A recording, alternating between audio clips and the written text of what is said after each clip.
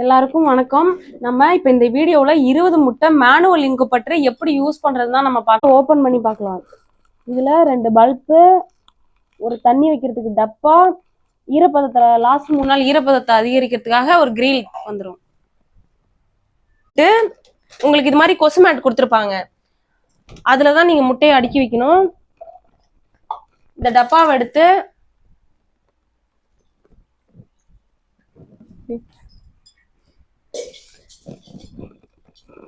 தண்ணி ஃபுல்லா ஊத்திட்டு